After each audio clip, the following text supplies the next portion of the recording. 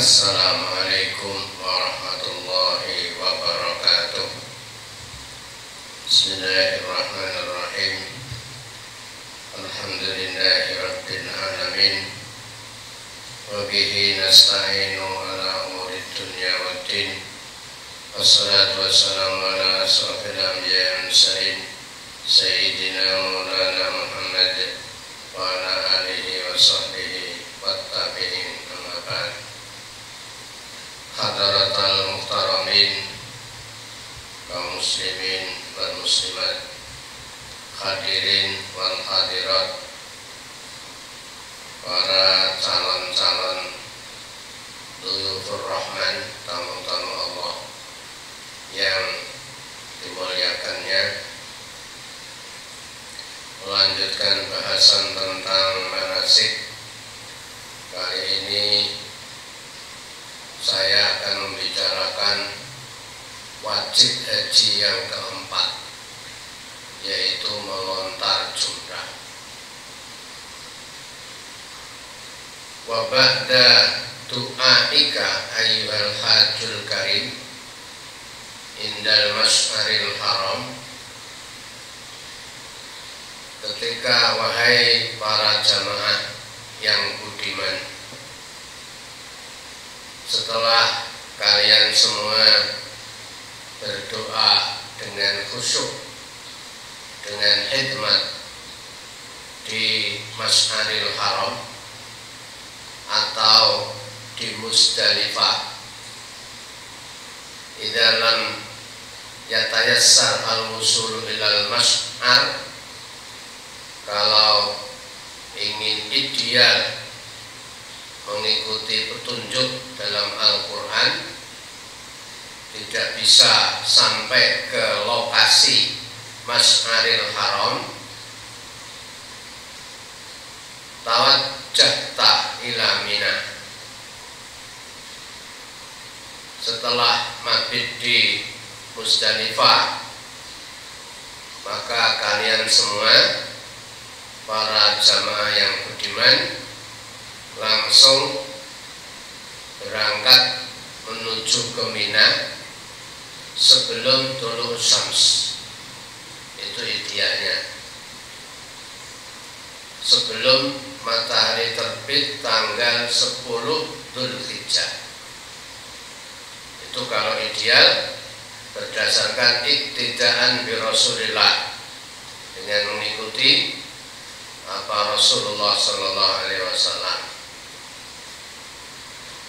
Wa anta mulazimun as-sakinata wal waqar.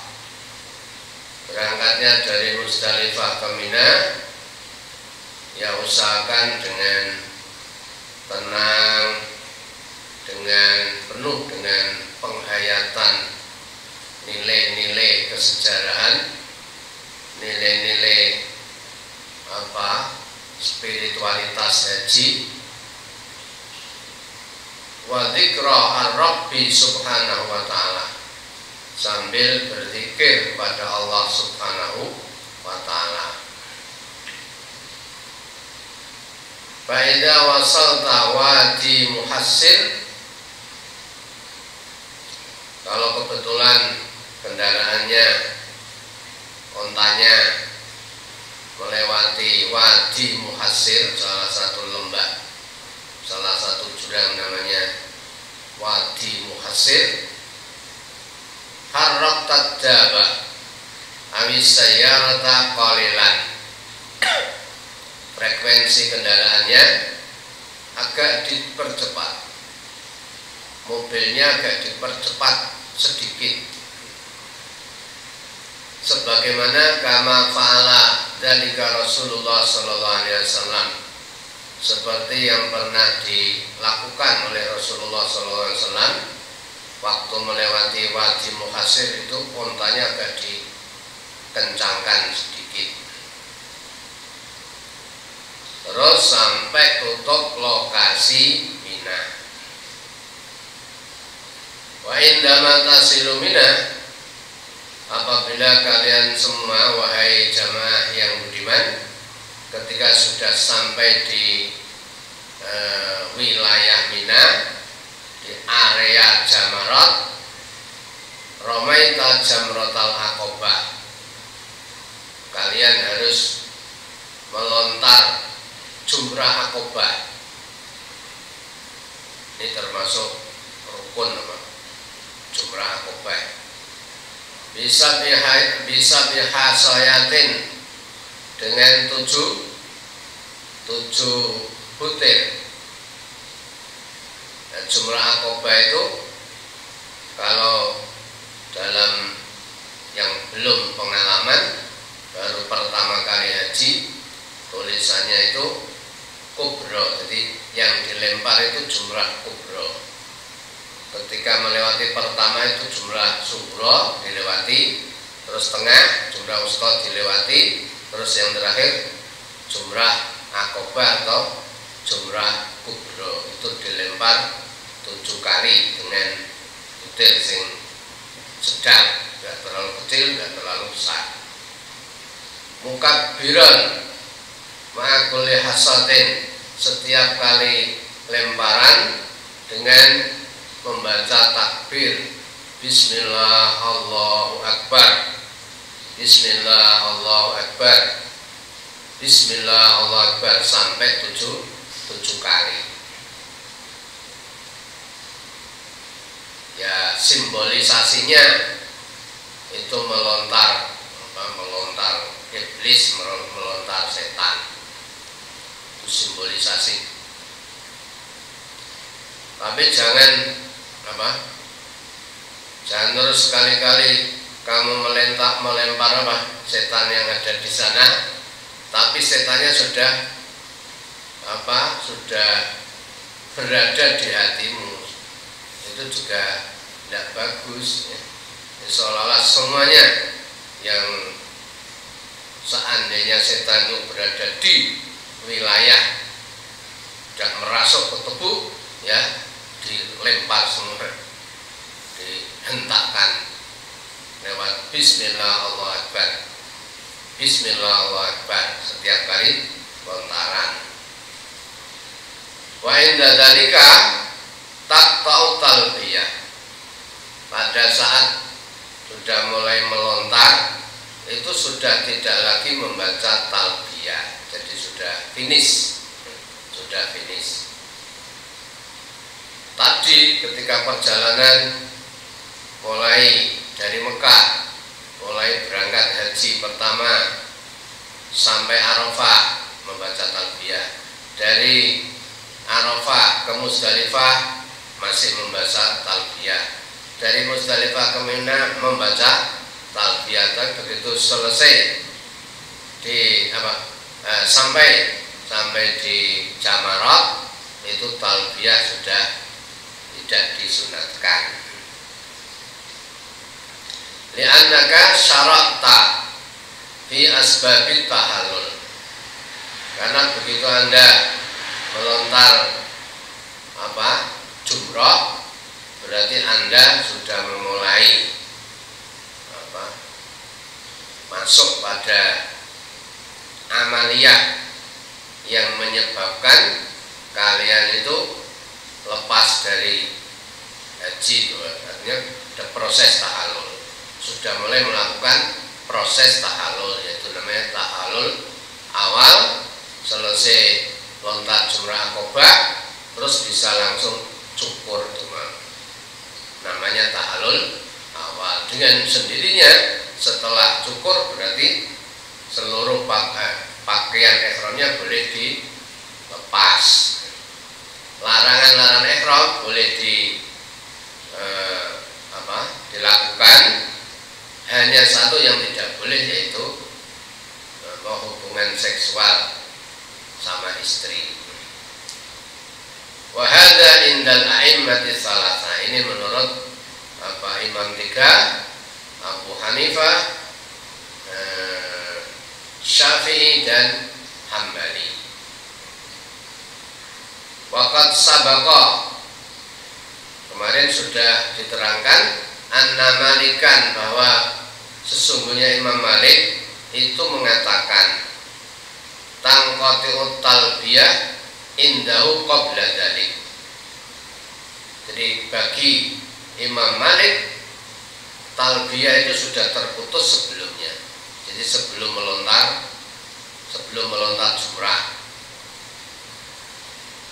Pengertian sebelum melontar itu ya bisa pertengahan perjalanan antara Musdalifah Mina.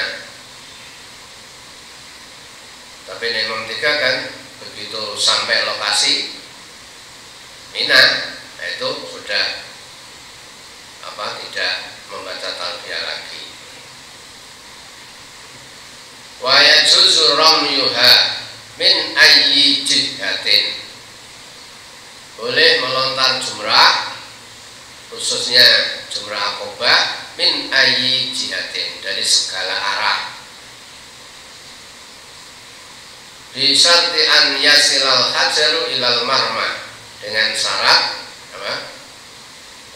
batu itu bisa sampai pada sasaran, yaitu marma, tugu yang dibuat melontar jumrah.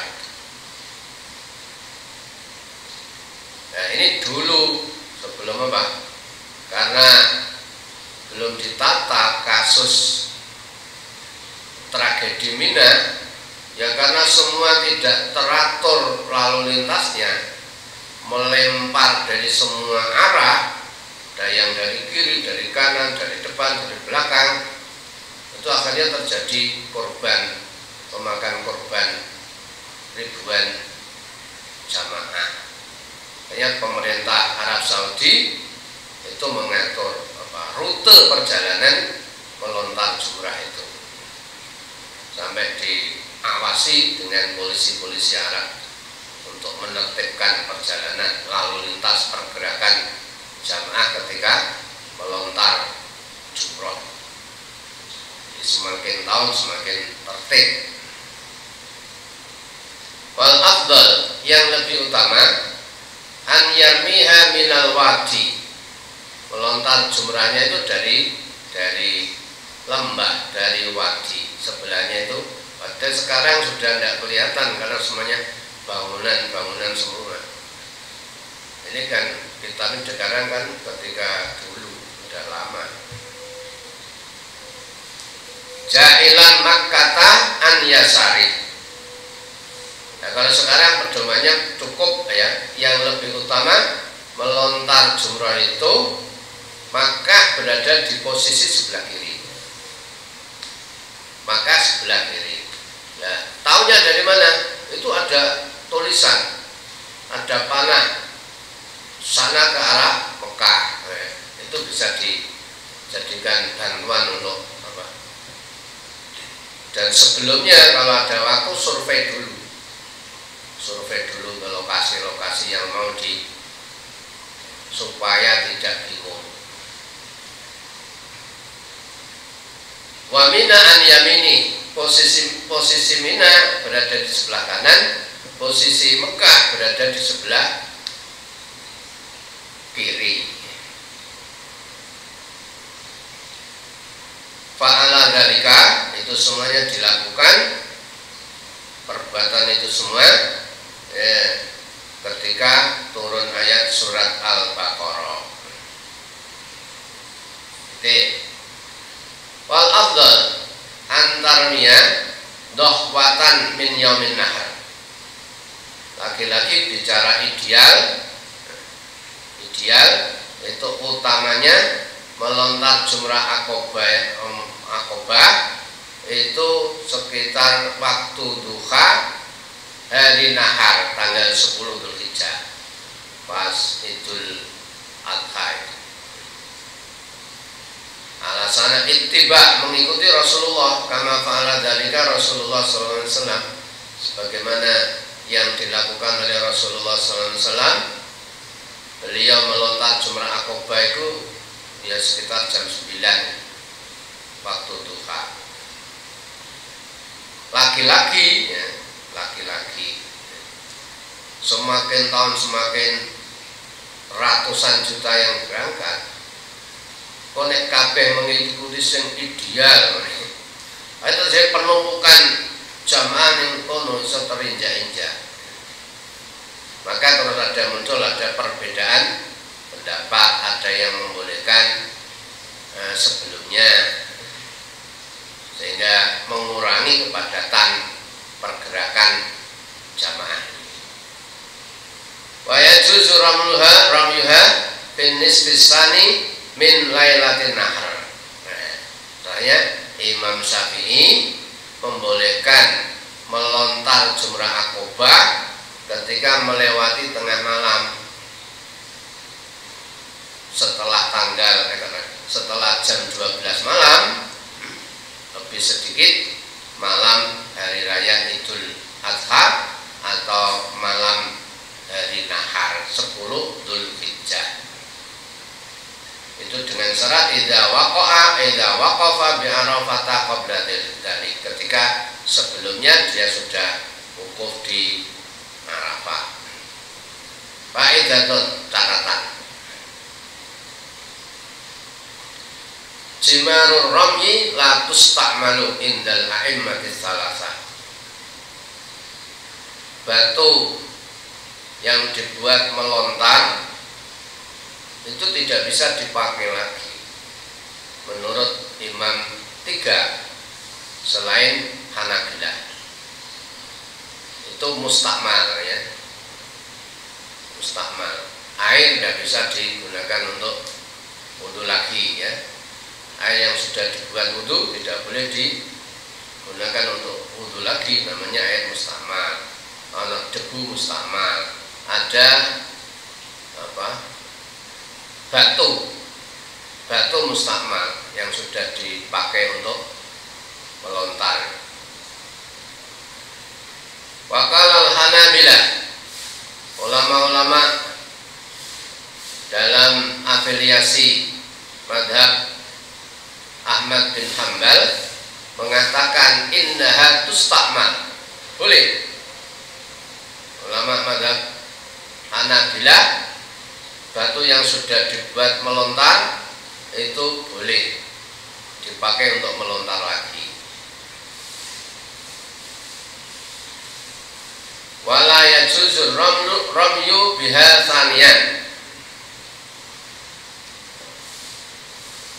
tidak boleh melontar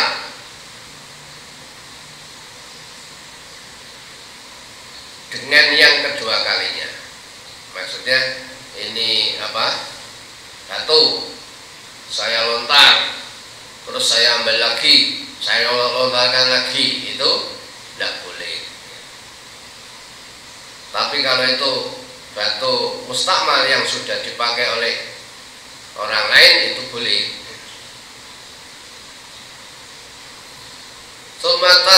Selesai berarti kita amaliyah yang ada di Mina sudah selesai, melontar jumrah akobah.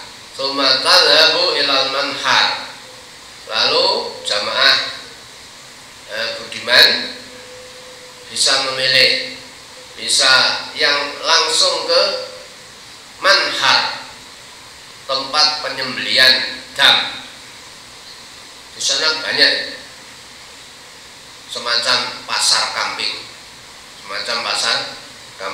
yang ada di dekat Mina sana.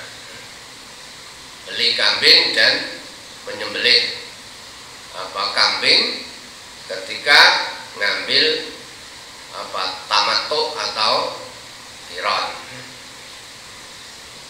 Untuk apa? Li dzabhil hadyi hunaka, untuk menyembelih hadyu, menyembelih kambing di sana. Kama fa'ala Rasulullah sallallahu alaihi wasallam, sebagaimana yang dilakukan oleh Rasulullah sallallahu alaihi wasallam langsung. Terus cukur juga boleh. Berarti sudah tahallul awal.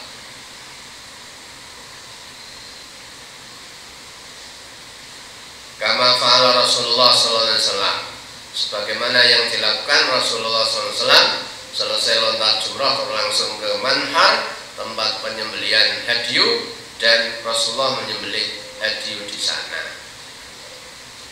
Tapi karena namanya repot, khawatir terpisah dengan rombongan atau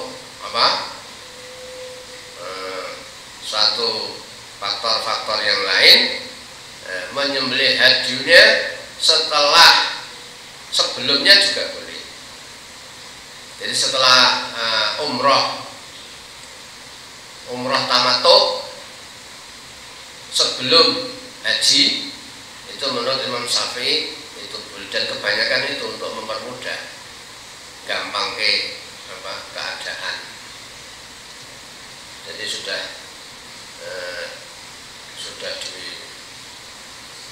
disembelih duluan dengan cara beli langsung di pasar, melihat penyembelihan, atau titip dengan orang yang dipercayai, atau bayar lewat bank Ar-Rajhi juga boleh. Fa innahu nahara biyadihi salasan wa sittina. Ada catatan penting. Rasulullah di sana itu menyembelih sendiri, menyembelih kambing sampai jumlahnya 63. Subhanallah. Pengorbanannya Rasulullah SAW berapa ratus juta sekarang. Kalau satu kambingnya 2 juta kali 63. Ini sebagai isyarat bahwa umurnya Rasulullah SAW itu kan 63. Kalau begitu, ya, 1 tahun itu saya harus mengorbankan 1 ekor kambing. 1 ekor kambing. Kenapa sampai dikumpulkan jadi satu? Mungkin ya saat itu memang mampunya Rasul saat itu. Rasulullah itu berangkat dari nol, tidak mampu, terus pernah menjadi kaya, tapi menjelang kematian harta itu dihabiskan untuk solidaritas sosial. Meninggalkan apa-apa kecuali hanya beberapa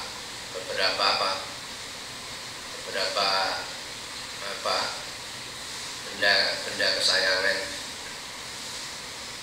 Tidak meninggalkan ATM yang banyak, uang yang banyak. Ini memberikan pelajaran kepada kita. Dan ini masih ada kaitannya kemakburan haji itu dengan solidaritas sosial. It'amut ta'am, memberikan makanan. Nah, kalau kita kambing satu masih orang Indonesia, 1 kambing golek sing murah. Cari yang murah.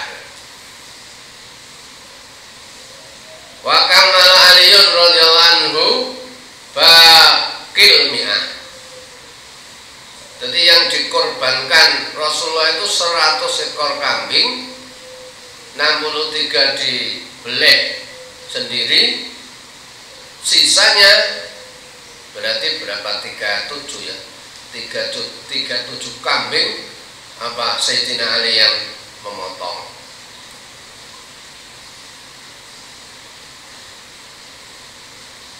Wa ta'kulu min hadyika bil ittifaq.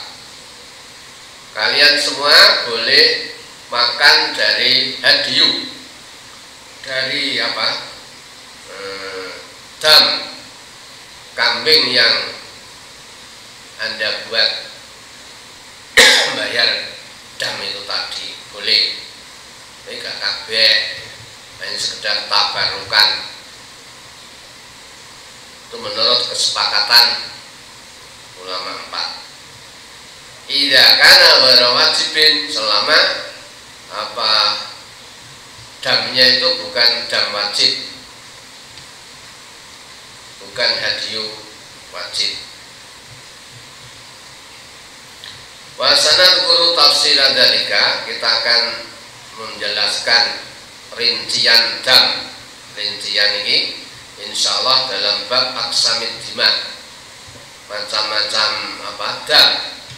Dam itu apa saja, warnanya itu ada nanti di belakang. Faidatun, catatan yang kedua, waktu ramyi, melontar, waktunya melontar jumrah, ya buka adaan indana, bagi kita ulama Syafi'iyah, waktu adanya itu bisa berlangsung sampai akhir hari tasyrik. Wa indal Hanabilah, termasuk juga menurut ulama-ulama Hanabilah, waktu melontar jumrah itu bisa diperpanjang ila akhiri ayami tasyrik, sampai akhir hari tasyrik dan masih terhitung ada, bukan qadha.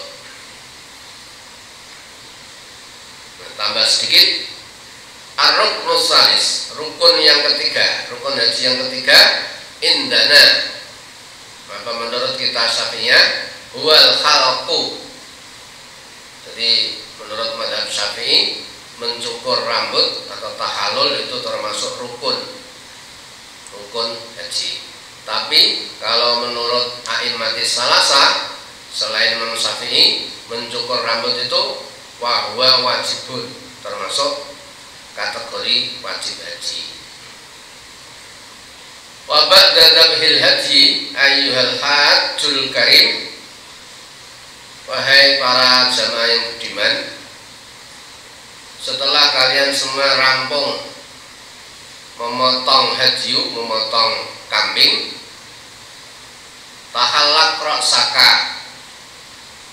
Anda mencukur, kalian semua mencukur rambut semata-mata iktidaan bi Rasulillah, mata-mata mengikuti Rasulullah Sallallahu Alaihi Wasallam. Jadi urutannya menyembelih korban, menyembelih hadiu, terus cukur.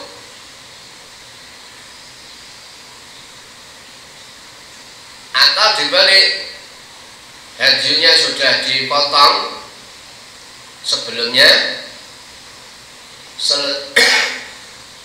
selesai lontar jumrah, tinggal mencukur rambutnya juga boleh.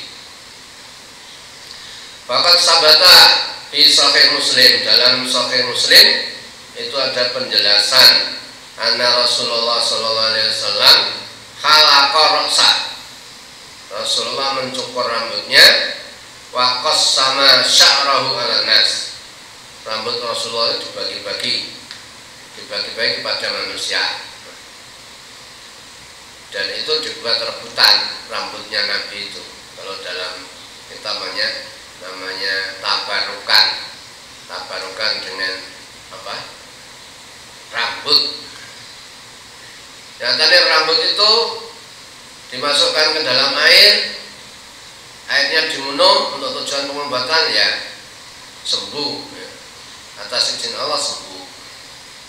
Berarti tabaruk, ngalap berkah itu memang ada. Wal halqu afdalu minat taksir lirijal, untuk jamaah laki-laki halqu kategori memotong, umumnya memotong, khususnya gundul, cukur gundul itu lebih baik daripada hanya sekedar menggunting, memotong pendek. Amma nisa, adapun bagi jamaah wanita, fal afdalu fi haqqihinna at-taksir. Namanya wanita, ya tidak mungkin lah kalau cukur gundul wanita, ya berarti cukup dipotong. Potongnya ya tadi sebelah kiri, sebelah kanan, tengah, terus belakang, demi kesempurnaan. Li khabari Abi Daud, karena ada hadis dari Abu Daud yang mengatakan laisa 'alan nisa'i khalqun, Jamaah haji wanita tidak mengenal mencukur gundul. Fa innama alaihinna at-taksir. Tetapi jamaah haji wanita cukup dengan memotong. Al-qadrul mujzi'u fil halqi wa taksir. Berapa kadar rambut yang dicukur atau kadar rambut yang dipotong? Nah, ini ada perbedaan pendapat.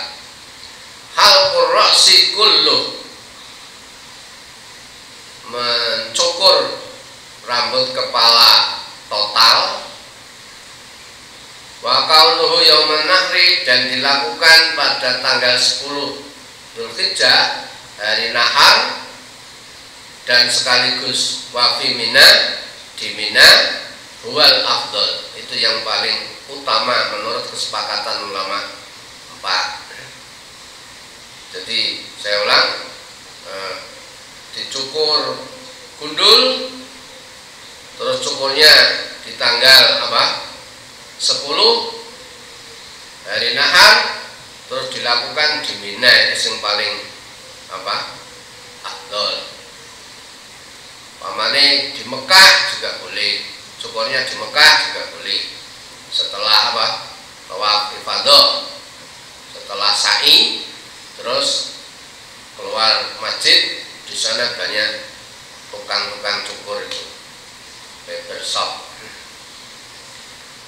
Wa inda Syafi'i, menurut Imam Syafi'i, tahallul itu cukup mencukur rambut dengan thalathus sya'rat, yakfi thalathus sya'rat, cukup 3 helai dipotong, baik halqan, baik di cukur, atau taksiran, atau dipotong 3 helai.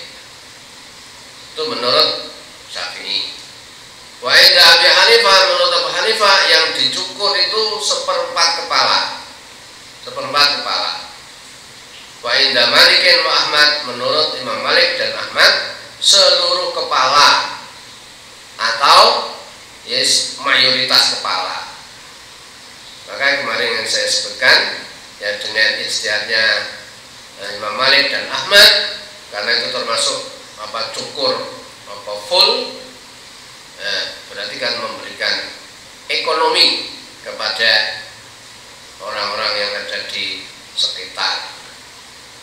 Dan memang berjubel-jubel, antrinya bisa ribuan itu, jejer-jejer, tidak hanya satu, ada berapa itu. Tapi cepatnya luar biasa cukur di sana. Waqad hasolalaka at-tahallul awal bi fi'lika ar-ramya wal halqa wal halqa, dengan selesai melontar jumrah Aqabah, selesai mencukur, berarti sudah terlaksana yang namanya tahallul awal. Berarti fayahilu laka kullu muharramatil ihram, seluruh larangan-larangan ihram itu boleh, halal untuk kamu lakukan, selain jima, adzal jima wa muqaddimati, selain hubungan seksual dan muqaddimahnya, pemanasannya juga tidak boleh, haram. Termasuk juga yang tidak boleh waqtan nikah, akad nikah. Jadi masih terikat dengan larangan ihram. Kalau sudah tahallul sani, berarti sudah free semuanya. Kapan tahallul sani itu? Fa idza fa'alta tawafal ifadah, kalau kalian semua sudah melakukan tawaf ifadah, kalau tawaf rukun, wasa'ya dan sa'i, idza lam takun sa'aita ba'da tawafil qudum, ketika jika tidak sa'i, saat itu tidak sa'i karena sa'inya sudah dilakukan setelah tawaf qudum, itu bagi jamaah haji ifrad. Jamaah haji ifrad itu kan niat ihram haji masuk ke Mekah, itu tawaf qudum plus sa'i. Tawaf qudum plus sa'i. Nah, ketika sa'i di awal, nanti proses berikutnya tidak usah sa'i lagi. Nah, setelah selesai, berarti itulah selesai tawaf, selesai sa'i, berarti sudah boleh berkumpul dengan istri. Itu namanya tahallul sani. Kembali ke pondok, kembali ke hotel, melampiaskan tombol kangen. Di sana ada namanya kamar barokah. Kamar barokah itu disediakan untuk pesertain, itu antri untuk yang masih muda-muda, haji yang masih muda-muda itu halalaka al-baqi minal muharramat. Setelah selesai tahallul sani, berarti semua larangan-larangan ihram sudah halal dilakukan. Catatan faidatun, man la sya'ra fi ra'si, orang yang kebetulan tidak punya rambut. Profesor, bagaimana cukurnya? Yaskutu anhul khalqu, dengan sendirinya sudah gugur cukurnya. Wa yustahabu lahu imranul Musa alaihi, hanya saja disunatkan karena tidak punya rambut sama sekali, orang pelontok, orang profesor itu alat cukurnya hanya di digaruk-garukkan kepalanya. Itu sunnah. Catatan yang kedua, yang terakhir, amara halalun halalan. Kalau ada orang halal itu dalam arti yang tidak terikat dengan ihram, yang bukan dalam keadaan ihram, memerintahkan sesama orang yang tidak dalam keadaan ihram, diperintah untuk mencukur rambutnya orang yang ihram yang sedang tidur. Biasanya ngerjain. Ini ada temannya tidur, dia ihram. Yang temannya lain sudah selesai, sama-sama ada 2 orang, sama-sama sudah selesai proses atau dia teman penduduk Jeddah, penduduk TKW, memerintahkan, Cak, Mas, Bang, gitu, cukuran rambutnya. Itu fidyahnya, fal fidyatu alal dendanya yang dibebankan kepada yang merintah, bukan yang mencukur. Dia tidur ya enggak pelanggaran, orang tidur enak-enak tidak dicukur. Idalam ya'lam al-hal, ketika tidak diketahui kondisinya. Al-halik, orang yang mencukur. Wa'ila, kalau tidak, dia sendiri yang terkena fidyah, yang terkena bayar fidyah. Demikian bahasan lontar jumrah akobah dan mencukur tahallul dan menyembelih haji. Mudah-mudahan bermanfaat. Hadanallahu iyyakum lima yuhibbu wa yarda. Wassalamualaikum warahmatullahi wabarakatuh.